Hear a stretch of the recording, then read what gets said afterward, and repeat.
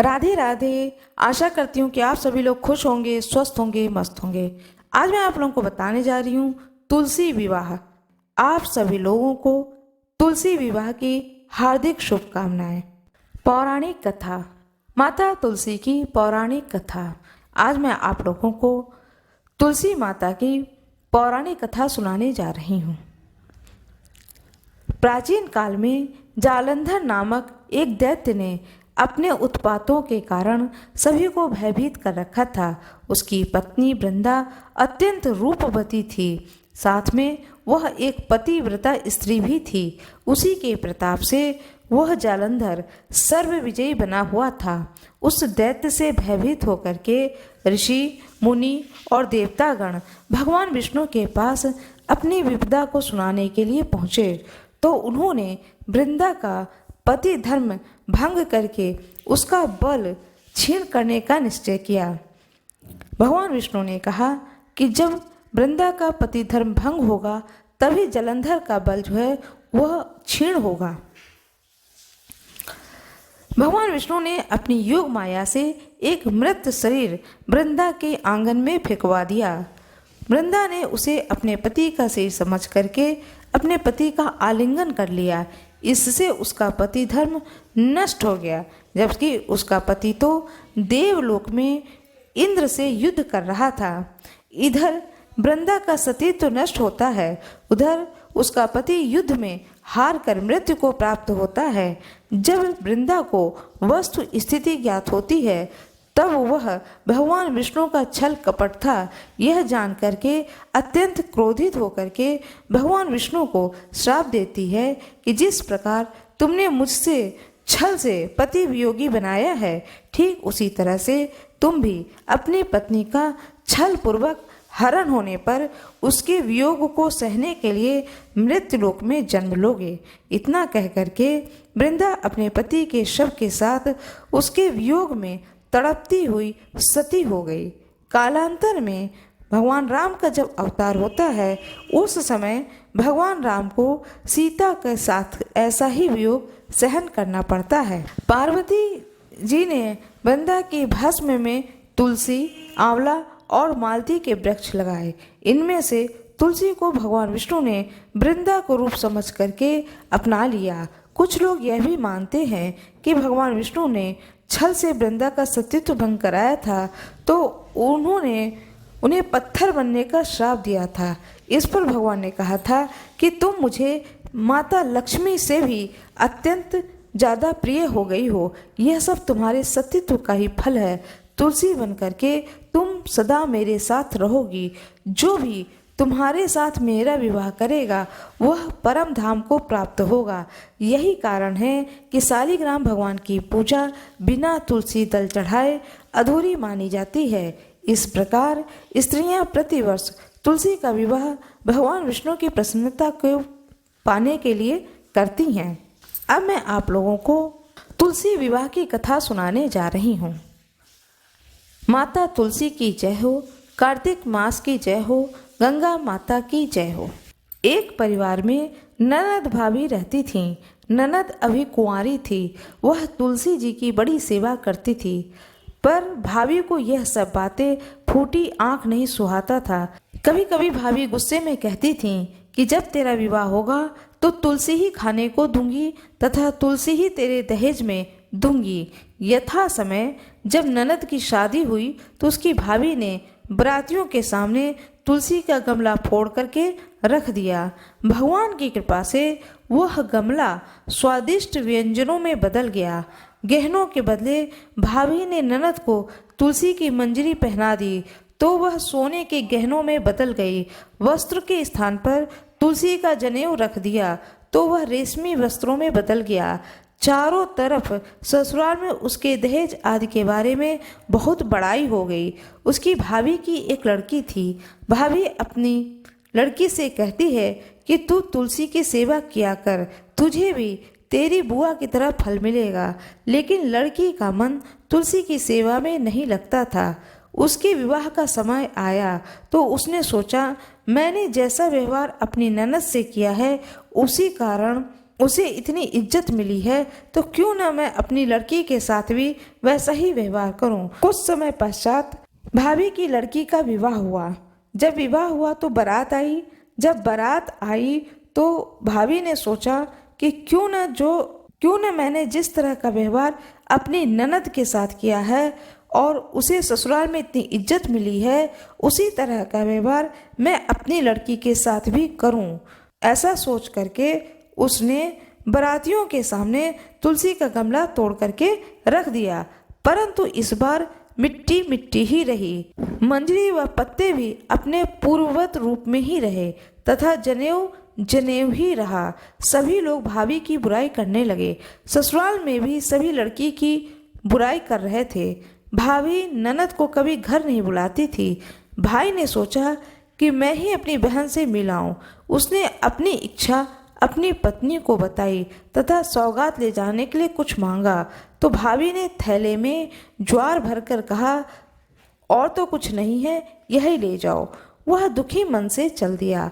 बहन के नगर के समीप पहुंचकर देखता है कि एक गौशाला में गाय के सामने उसने ज्वार का थैला आगे उलट करके रख दिया।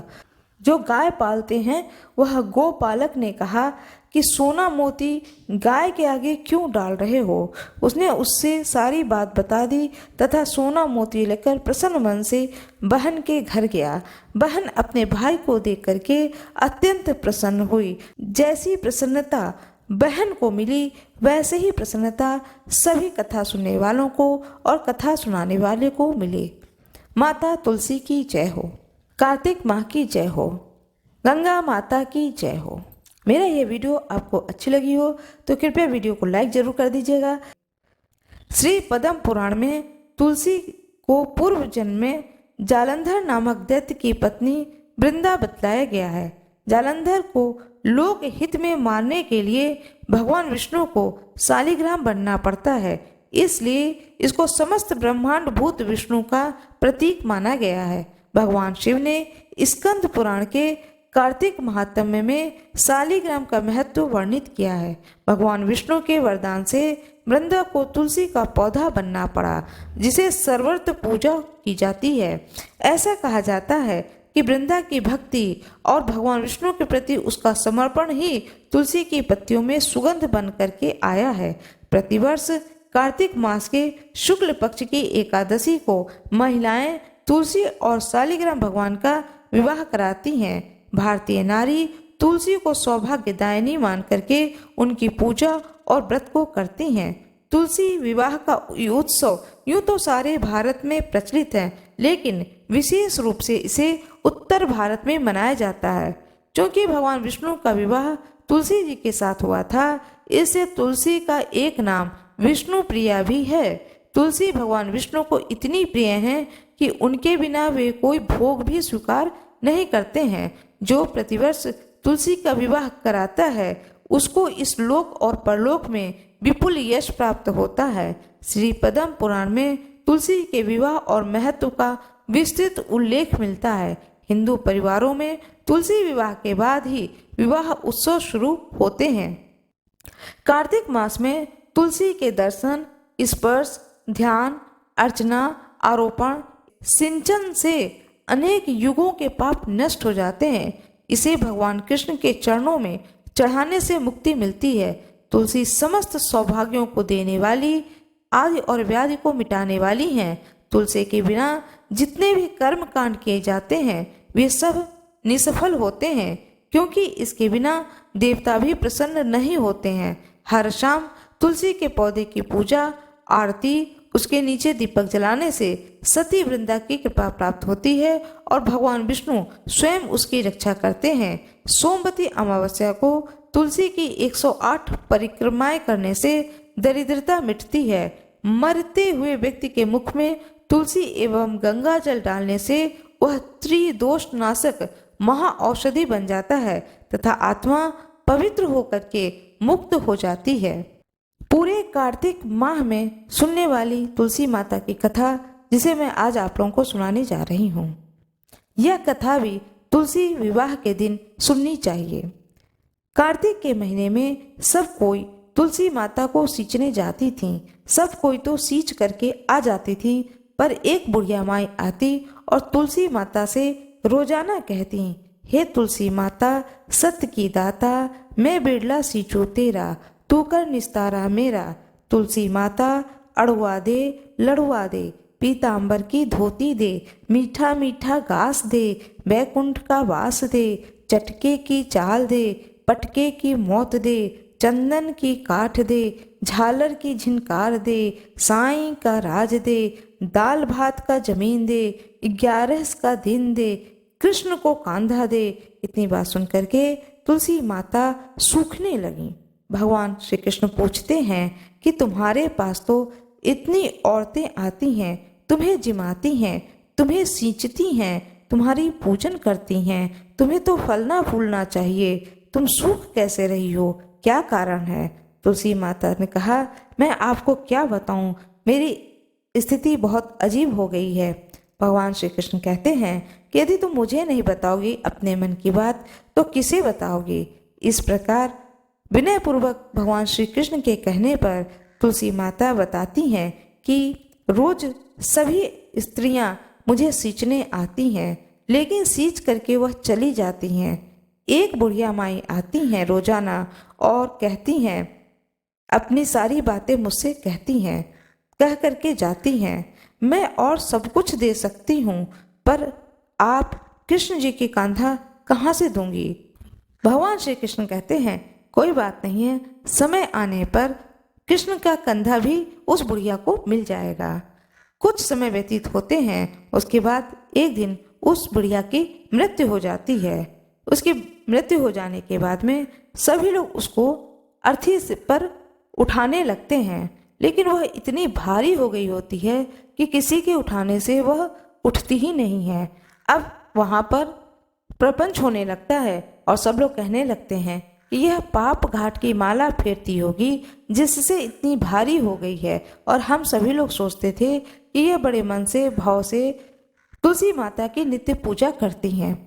इस तरह से अपने भक्त की निंदा को सुन करके भगवान श्री कृष्ण बूढ़े ब्राह्मण का रूप धारण करके उस जगह पर आए और इतनी सारी भीड़ को देख करके सभी लोगों से पूछने लगे, क्या बात है, इतनी भीड़ यहाँ पर क्यों लगी हुई है?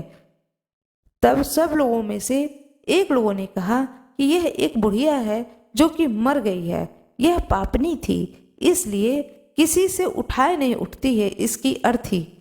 तब भगवान बोलते हैं कि मैं इसके कान में एक बात कह दूं तो यह उठ जाएगी। सभी लोगों ने कहा, ठीक है, जाओ, तुम भी अपने मन की कर लो। भगवान श्री कृष्ण ने जा करके उसके कान में कहा, हे बुढ़िया माई, तू बिरला सींचे मेरा, मैं करूँ निस्तारा तेरा। बुढ़िया माई अड़ुआ ले गड़ुआ ले, पीतांबर की धोती ले, मीठा मीठा घास ले, बैकुंठ का वास ले, चटके की चाल ले, पटके की मौत ले, चंदन की काठ ले, झालर की झिनकार ले, साईं का राज ले, दाल भात का जमीन ले, कृष्ण का कंधा ले। इतना सुनते ही बुढ़िया माई की अर्थी हल्की हो जाती है और वह सभी लोगों के उठाने से उठ जाती हैं और भगवान श्री कृष्ण उस बुढ़िया को अपना कंधा देते हैं।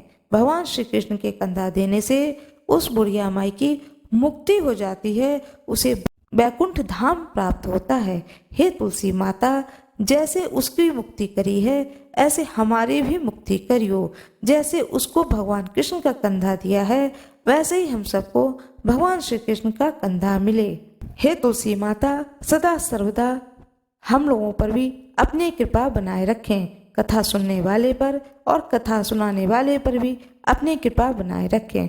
तुलसी माता की जय हो, गंगा माई की जय हो, भगवान श्री कृष्ण की जय हो, सभी भक्त गणों की जय हो, दृश्य ऋषियों की जय हो, अदृश्य ऋषियों की जय हो, शालिग्राम भगवान की जय हो। मेरा यह वीडियो कैसा लगा कमेंट बॉक्स में ज़रूर बताएं। वीडियो को लाइक ज़रूर कर दीजिएगा, चैनल को सब्सक्राइब कर दीजिएगा।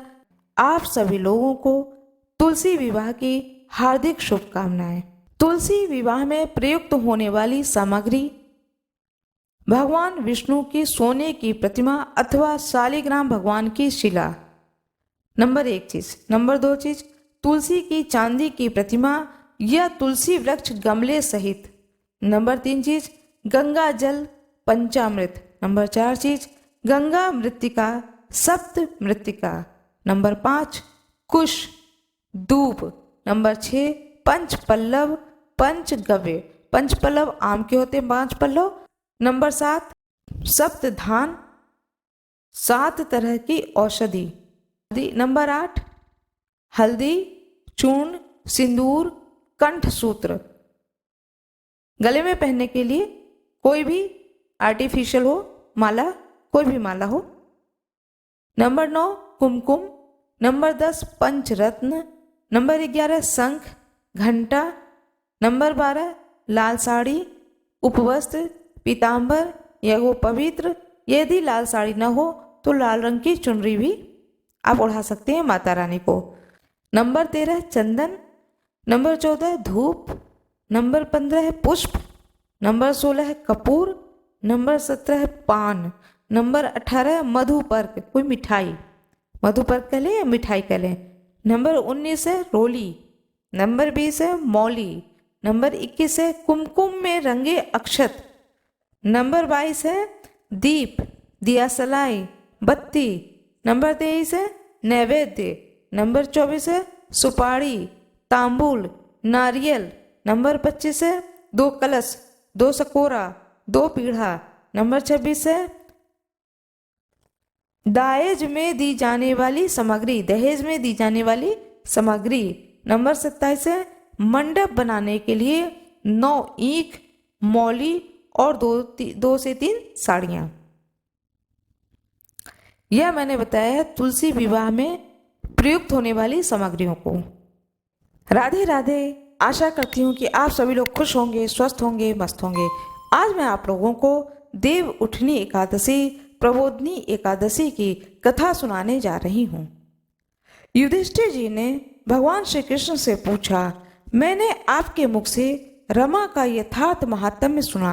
हे मानद, अब कार्तिक मास के शुक्ल पक्ष में जो एकादशी होती है उसकी महिमा बताइए। भगवान श्री कृष्ण बोलते हैं, हे राजन, कार्तिक के शुक्ल पक्ष में जो एकादशी होती है उसका जैसा वर्णन लोक सृष्टा ब्रह्मा जी ने नारद जी से किया था वही मैं तुम्हें बतलाता हूँ।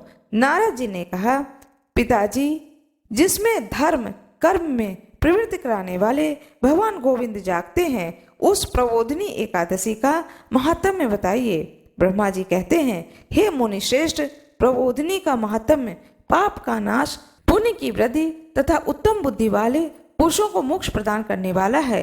समुद्र से लेकर के सरोवर तक जितने भी तीर्थ हैं वे सभी अपने महात्म्य की तभी तक गर्जना करते हैं जब तक कि कार्तिक मास में भगवान विष्णु की प्रबोधनी तिथि नहीं आ जाती है। प्रबोधनी एकादशी को एक ही उपवास कर लेने से मनुष्य 1000 अश्वमेघ यज्ञ तथा 100 राजसूय यज्ञ का फल पा लेता है। हे बेटा, जो दुर्लभ है, जिसकी प्राप्ति असंभव है तथा जिसे त्रिलोकी में भी किसी ने नहीं देखा है, ऐसी वस्तु के लिए भी याचना करने पर प्रबोधनी एकादशी उसे देती है। भक्ति पूर्वक उपवास करने पर मनुष्यों को हरिबोधनी एकादशी ऐश्वर्य संपत्ति उत्तम बुद्धि राज्य तथा सुख प्रदान करती है। मेरु पर्वत के समान जो बड़े बड़े पाप हैं उन सबको यह पाप नाशनी प्रबोधनी एक ही उपवास से भस्म कर देती है। पहले के हजारों जन्मों में जो पाप किए गए हैं उसे प्रबोधनी एकादशी की रात्रि का जागरण रुई की ढेरी के समान भस्म कर डालता है। जो लोग प्रबोधनी एकादशी का मन से ध्यान करते हैं तथा जो इसके व्रत का अनुष्ठान करते हैं उनके पितर नरक के दुखों से छुटकारा पाकर भगवान शिव के परम धाम को चले जाते हैं। हे ब्राह्मण, अश्वमेघ आदि यज्ञों से भी जिस फल की प्राप्ति कठिन है वह प्रबोधनी एकादशी का जागरण करने से अनायास ही मिल जाता है। संपूर्ण तीर्थों में नहा करके सुवर्ण और पृथ्वी दान करने से जो फल मिलता है वह श्री हरि के निमित्त जागरण करने मात्र से मनुष्य को प्राप्त कर लेता है। जैसे मनुष्यों के लिए मृत्यु अनिवार्य है उसी प्रकार धन संपत्ति मात्र भी क्षण भंगुर है। ऐसा समझ करके एकादशी का व्रत करना चाहिए। तीनों लोकों में जो कोई भी तीर्थ संभव है तब वे सब प्रबोधिनी एकादशी का व्रत करने वाले मनुष्यों के घर में मौजूद रहते हैं। कार्तिक की हरिबोधिनी एकादशी पुत्र तथा पौत्र प्रदान करने वाली है। जो प्रबोधिनी एकादशी की उपासना करता है वही ज्ञानी है, वही योगी है, वही तपस्वी है तथा वही जितेंद्रिय है तथा उसी को भोग और मोक्ष की प्राप्ति होती है। हे नारद, प्रबोधिनी एकादशी को भगवान विष्णु के उद्देश्य से मानव जो स्नान, दान, जप और होम करता है वह सब अक्षय हो जाता है। जो मनुष्य उस तिथि को उपवास करके भगवान माधव की भक्ति पूर्वक पूजा करते हैं वह 100 जन्मों के पापों से छुटकारा पा जाते हैं। इस व्रत के द्वारा देवेश्वर जनार्दन को संतुष्ट करके मनुष्य संपूर्ण दिशाओं को अपने तेज से प्रकाशित करता हुआ श्री हरि के वैकुंठ धाम को जाता है। प्रबोधिनी को पूजित होने पर भगवान गोविंद मनुष्यों के बचपन, जवानी और बुढ़ापे में किए हुए 100 जन्मों के पापों को चाहे वे अधिक हो या कम हो धो डालते हैं। अतः सर्वथा प्रयत्न करके संपूर्ण मनोवांछित फल को देने वाली देवाधिदेव जनार्दन की उपासना करनी चाहिए। हे नारद, जो भगवान विष्णु के भजन में तत्पर होकर कार्तिक में पराये अन्न का त्याग करता है वह चंद्रायन व्रत का पालन करता है। जो प्रतिदिन शास्त्रीय चर्चा से मनोरंजन करते हुए कार्तिक मास को व्यतीत करता है वह अपने संपूर्ण पापों को जला डालता है, 10,000 यज्ञों का फल प्राप्त करता है। कार्तिक मास में शास्त्रीय कथा के कहने सुनने से भगवान मधुसूदन को जैसा संतोष होता है वैसे उन्हें यज्ञ, दान अथवा जप आदि से भी नहीं होता है। जो शुभ कर्म परायण पुरुष कार्तिक मास में 1 या आधा श्लोक भी भगवान विष्णु की कथा बाँचते हैं उन्हें 100 गौदान का फल मिलता है। हे महामुने, कार्तिक मास में भगवान केशव के सामने शास्त्र का स्वाध्याय तथा श्रवण करना चाहिए। हे मुनिश्रेष्ठ, जो कार्तिक मास में कल्याण प्राप्ति के लोभ से श्री हरि की कथा का प्रबंध करता है वह अपनी 100 पीढ़ियों को तार देता है। जो मनुष्य सदा नियम पूर्वक कार्तिक मास में भगवान विष्णु की कथा को सुनता है उसे सहस्त्र गोदान का फल मिलता है।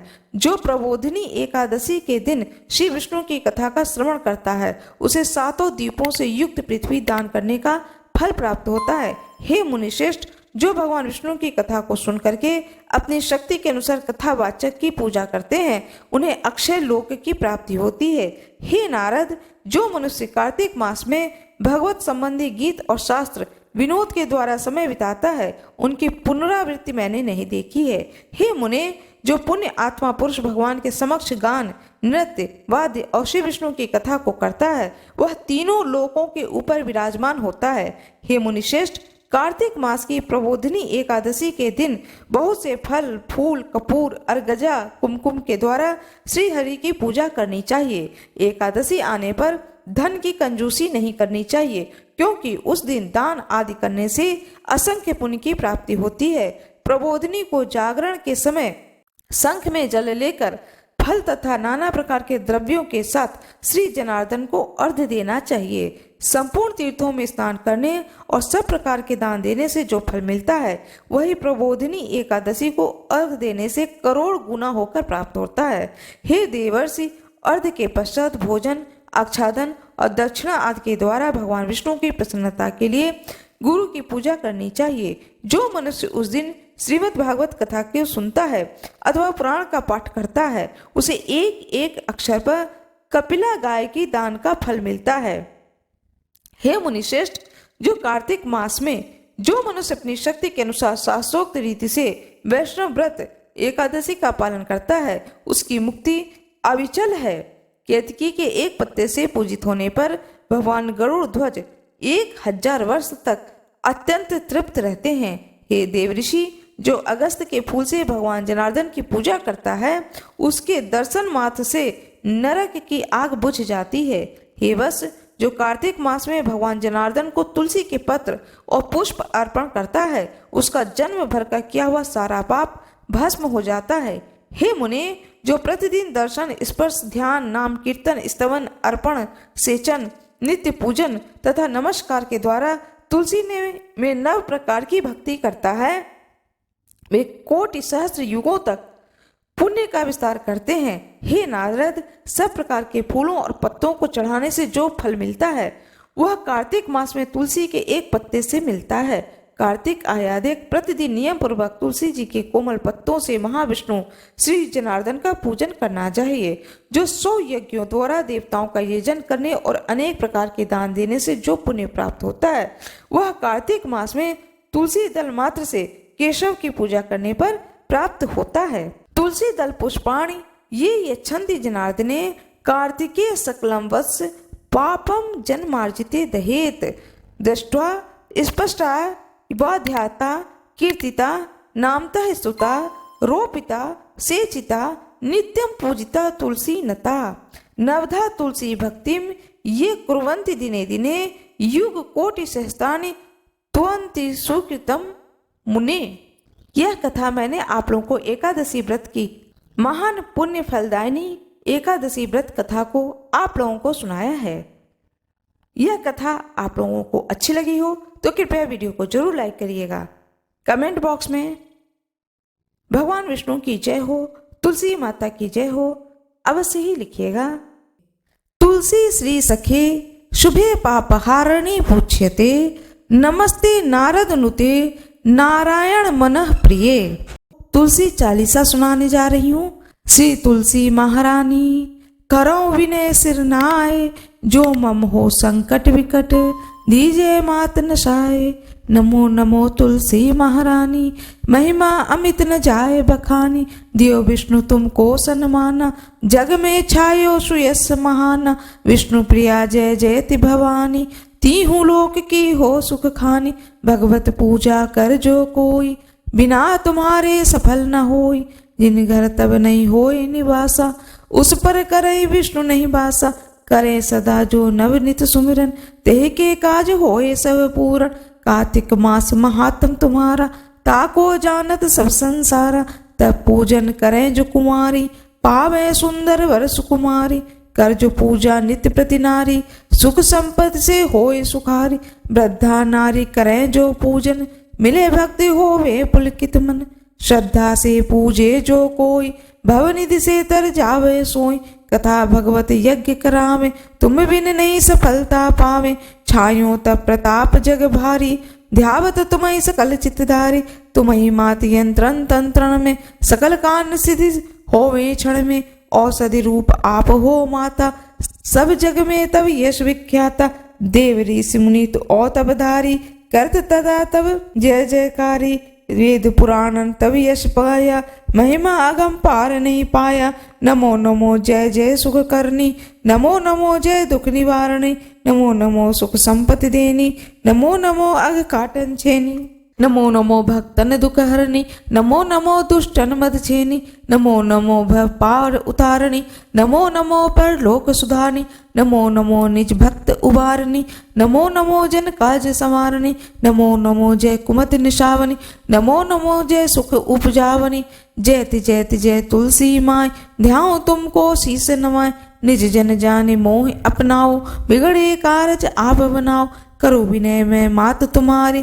पूर्ण आशा करऊं हमारी चरण शरण कर जोर मनाओ निज दिन तेरे ही गण गाओ कहो मात यह अब मोह पर दाया निर्मल होए सकल मम काय मांगो मात यह वर दीजे सकल मनोरथ पूर्ण कीजे जान ने कुछ नेम अचारा क्षमो मात अपराध हमारा 12 मास करें जो पूजा तासम जग में और न दूजा प्रथमे गंगा जल मंगवावे फिर सुंदर स्नान करावे चंदन अक्षत पुष्प चढ़ावे धूप दीप नैवेद्य लगावे करे आचमन गंगा जल से ध्यान कर दे हृदय निर्मल से पाठ करे फिर चालीसा की स्तुति करे मात तुलसा की यह विधि पूजा करे हमेशा ताके तन नहीं रहे कलेशा करे मास कार्तिक का साधन सोवे नित पवित्र सिद्ध हुई जाए है यह कथा महासुखदायी पढ़े सुने सो भाव नरताई यह श्री तुलसी चालीसा पाठ करे जो कोय गोविंद सो पावही जो मन इच्छा होय। तुलसी माता की जय, शालिग्राम भगवान की जय, विष्णु भगवान की जय, श्री कृष्ण भगवान की जय, सभी देवी देवताओं की जय। तुलसी माता की आरती। जय जय तुलसी माता, जय सब जग की सुखदाता, जय जय तुलसी माता, सब योगों के ऊपर, सब लोगों के ऊपर, रुझ से रुक्षा करके भवत्राता। जय जय तुलसी माता, बटुपुत्री है श्यामा, सुरवल्ली है ग्राम्या, विष्णु प्रिय जो तुमको सेवे जो नर तर जाता। जय जय तुलसी माता, हरि के शीस विराजत, त्रिभुवन से हो वंदित, पतित जनों की तारणी तुम हो विख्याता। जय जय तुलसी माता, लेकर जन्म विजन में आई दिव्य भवन में। जय जय तुलसी माता, मानव लोक तुम्ही से सुख संपत्ति पाता। जय जय तुलसी माता, हरि को तुम अति प्यारी, श्याम वरुण कुमारी, प्रेम अजब है उनका तुमसे कैसा नाता। जय जय तुलसी माता, सब जग की सुखदाता। जय जय तुलसी माता।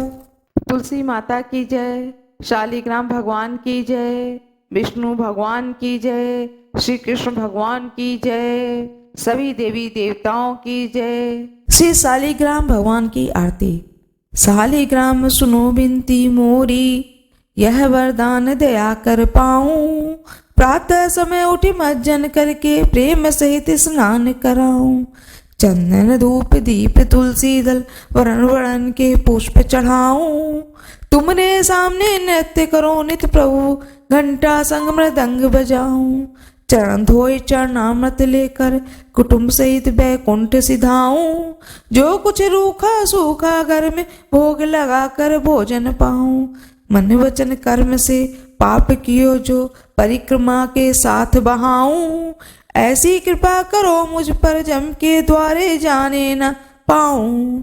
माधो दास की विनय यही है, हरिदासन के दास कहाऊं। शालिग्राम सुनो विनती मोरी, यह वरदान दया कर पाऊं। तुलसी माता की जय, शालिग्राम भगवान की जय, विष्णु भगवान की जय, श्री कृष्ण भगवान की जय, सभी देवी देवताओं की जय। इस प्रकार अपने वीडियो के द्वारा मैंने एकादशी के बारे में पूर्ण जानकारी आप लोगों को दी है। मेरा ये वीडियो आप लोगों को अच्छी लगे तो कृपया वीडियो को लाइक जरूर करिएगा, चैनल को सब्सक्राइब करिएगा, बेल आइकन जरूर दबा दीजिएगा। और यदि कोई जानकारी आप लोगों को चाहिए एकादशी से संबंधित तो कृपया कमेंट बॉक्स में आप अवश्य उस प्रश्न को डालें, मैं आपके प्रश्न का जवाब आपको अवश्य ही दूंगी। आप सभी लोगों का बहुत बहुत धन्यवाद। कृपया वीडियो को लाइक जरूर कर दीजिएगा, क्योंकि लाइक करने से आपका कोई नुकसान नहीं है, लेकिन यह जानकारी और भी लोगों को प्राप्त होगी, इसलिए लाइक जरूर करिएगा। धन्यवाद।